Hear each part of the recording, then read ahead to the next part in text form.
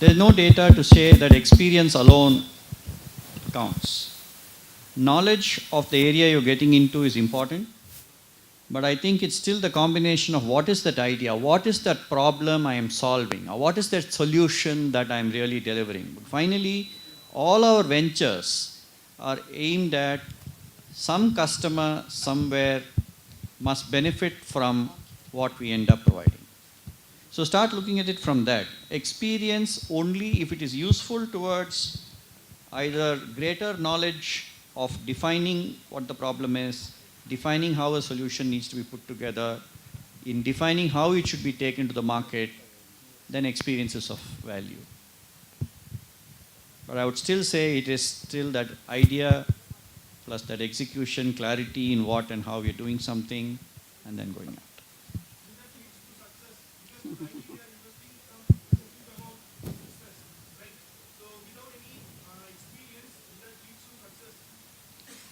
All I would say is experience alone is no guarantee of success.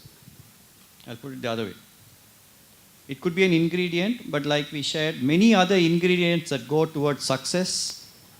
So there's nothing to show only people with experience can create successful companies. There are many who have started with no experience. Now the IT industry is full of people who have started at early ages, out of colleges, drop out of schools, who built successful companies. I'm not talking Silicon Valley alone. I'm talking in India, around ourselves, in many, many ventures. This institution, this Hindustan University, this institution, built from different people, different vision, different mission, energy, enthusiasm, building step by step. So I would say it's a combination. It's not experience alone. A faculty in Rajalakshmi Engineering College. My question is to Mr. Anand as well as Mr. Ramnath Mani. You both spoke a lot about intersection of core engineering with computer science. But as a faculty, since we communicate a lot of things with our students, we have seen students from different engineering branches telling that, for example, if you take a civil engineer or a mechanical engineering student, they used to say we are not that much interested in computer science. If you take a computer science students, those students will tell we have an aversion towards electronics paper, electricals paper. So interdisciplinary skills is very much important. That is what you spoke. So I have a question that what kind of initiatives that an institution or an industry can do to improve the interdisciplinary skills of our students, which is much more important in today's day-to-day life. Way I would look at it is that in an undergraduate curriculum, it is still at a stage where the foundational skills of any branch of engineering or technology or science have to be imparted. There is no substitute for that. So if a person is a mechanical engineer, they better first learn mechanical engineering well, or computer science well, or civil engineering well, so from a curriculum perspective. But in the undergraduate curriculum, if you're able to define cross-disciplinary activities, maybe it's a project, maybe it is a joint research paper, maybe it is a innovation competition, where you bring together people from these multiple disciplines and say that, all right, you have learned this in mechanical engineering. Let's take Mr. Mani's example itself. So if there's a electrical engineer, a process engineering person, a chemical engineering person, and a computer science person get together and say, how will you redesign the control flow for control systems for a continuous flow, industry, maybe it is an oil factory, whatever, right? That kind of intervention will help them think through that, all right, I can bring programming into it, I can bring process control into it, I can bring sensors into it, I can bring the chemical engineering process into it. Then that encourages at the undergraduate level that yes, there is an importance of each of the disciplines. At the postgraduate level, it's a different story. You might actually construct formal curricula which are multidisciplinary, which could be a combination of electronics and computer science, or communication technology and electronics and computing, or civil engineering plus transportation engineering plus computer science. So at the postgraduate and maybe at the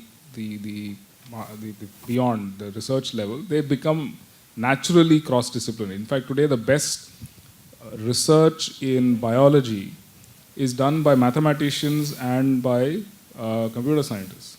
Yesterday also there was this lecture by the president of the Broad Institute at MIT. He's a mathematician, but he's heading the biggest genomics lab in the US.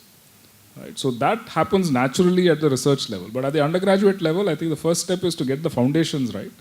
And through some informal interactions, get this opening up of the possibilities. The projects are a nice way to do it. So you might encourage computer science students, mechanical engineering students to do joint fourth-year projects or joint innovation projects. And say that two of you get together, but none of you should be from the same department. You should go and do with another department. Something like that might happen.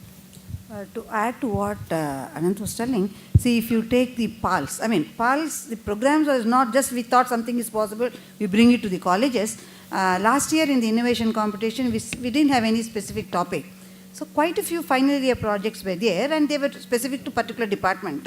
So this time when there was a brainstorming session as to how the IC should be organized, we gave specific topics like a solar energy or hygiene. So we were expecting, additional marks are given when we find an interdisciplinary activity happening at the project presentation. So these are some of the ways which we think by PALS, the thought process at the highest level, an interdisciplinary approach is required. How it can be brought to college level is one of the applications of PALS. To supplement that, even institutions themselves will design interdisciplinary courses at undergraduate level. Today we see we have developed mechatronics, a combination of mechanical and electronics. And in Hindustan we offer autotronics with automobile and electronics. Okay, things like that are now emerging. So we have to identify the emerging area and then see that we are giving the correct dose of what they need. That's more important. That is on us. Okay, so we need to find out where the opportunities are emerging and how we can prepare our students or provide them with the skills and knowledge in that particular emerging area. That's common. Today, UGC and AICTE spoke of choice-based credit system, which has to be implemented. We are going to implement with the next year. We have already implemented for PG, which we are going to do it for UG. When you put the choice-based credit system, 20% of elective will go on choice.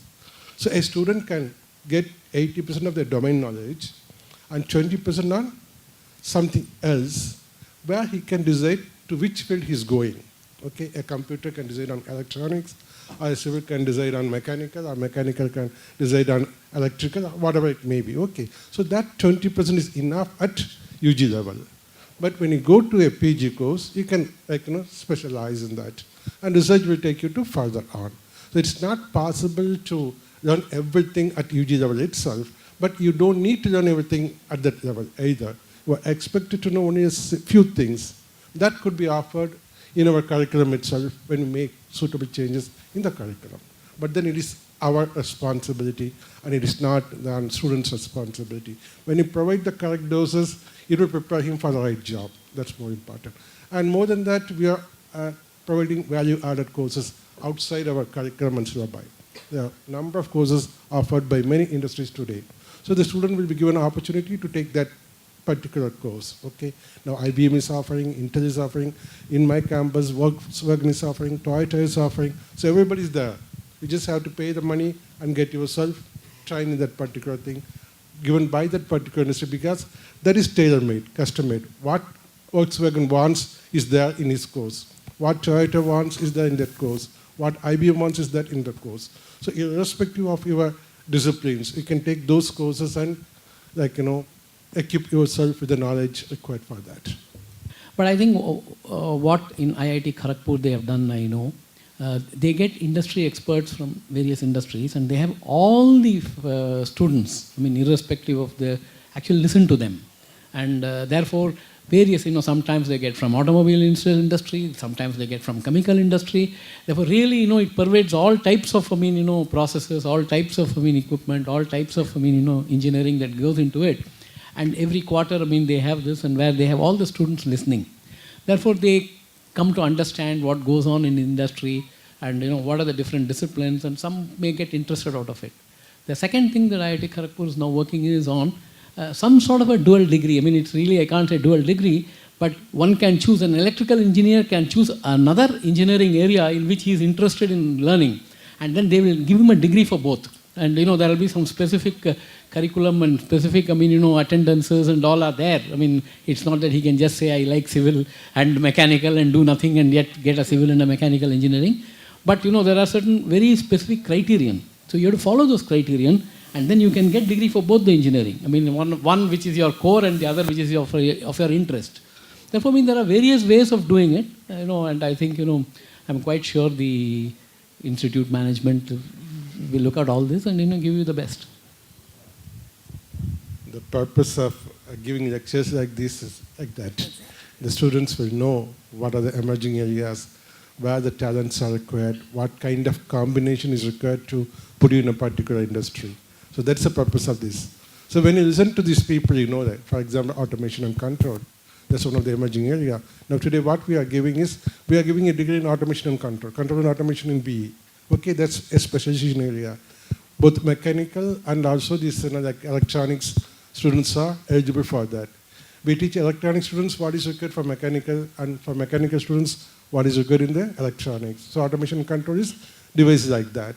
So there's a possibility. In future, it's going to be more of an interdisciplinary rather than just kind of a kind of domain-oriented courses. Okay, thank you. Hindustan University. My question is to Krishnan sir. You said something about idea and execution. So you preferred execution over the idea. So how can a person execute something in a better way if he don't have an idea? Means if he don't have a better idea, then how can he execute the things? That I prefer execution to idea. Any idea finally needs that execution component for it to become successful. And therefore, as much as an idea is important, as much as, to me, more than the idea, identifying what is that either problem we are solving or a solution we are giving or the area in which we are coming up with our enterprise, while that idea may be good, without execution, it doesn't really become a success. And therefore, the execution component is a continuous component. And therefore, it's important and it's to be looked at. That's all I'm saying. I'm not saying that idea is of no value. Idea is important.